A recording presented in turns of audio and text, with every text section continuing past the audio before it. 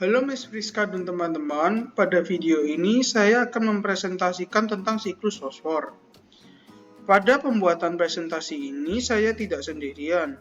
Saya membuat presentasi ini bersama teman-teman kelompok saya, yaitu Alexa, Justin, dan Megumi. Nah, pada video ini saya akan membahas yang pertama, siklus fosfor. Yang kedua, masalah dan penyebab pada siklus fosfor. Yang ketiga, dampak pada siklus fosfor. Yang keempat, dampak pada komponen ekosistem. Dan yang terakhir adalah solusi dan pencegahan. Nah, di sini ada gambar dari siklus fosfor. Secara singkatnya, siklus fosfor kita ambil dari industri pupuk fosfat yang biasanya mengekstrak fosfor dari pabrik-pabrik. Fosfor diolah menjadi pupuk, lalu pupuk itu digunakan oleh petani untuk memberi atau membantu percepatan pertumbuhan tumbuhan. Nah, dari tumbuhan biasanya dimakan oleh hewan dari konsumen 1, 2, dan 3.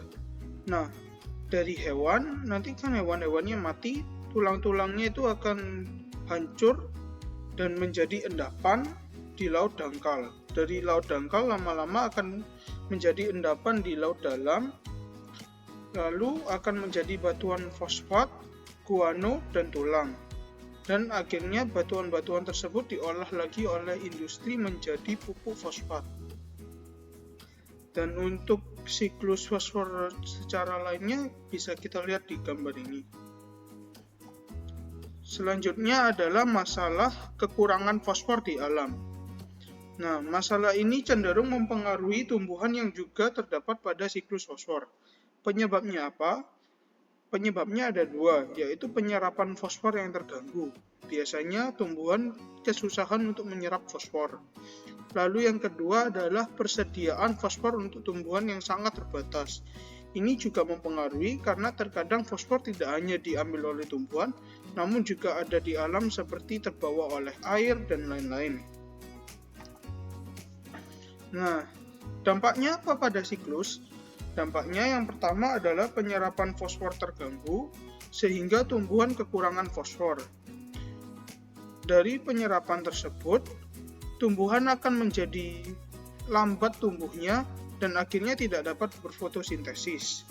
Karena tumbuhan tidak dapat berfotosintesis, hewan tidak dapat mengkonsumsi tumbuhan yang awalnya adalah sumber makanan mereka. Sehingga dengan demikian hewan juga tidak mendapat asupan fosfor. Lalu hewan dan tumbuhan akan mati sehingga tidak ada fosfat organik yang dapat diuraikan oleh dekomposer.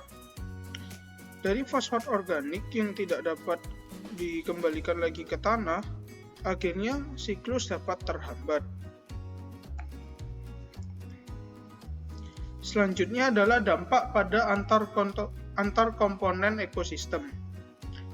Yang pertama adanya penyerapan fosfor yang terganggu. Seperti yang saya bilang, dari tanah nanti fosfornya menjadi susah diserap oleh tumbuhan.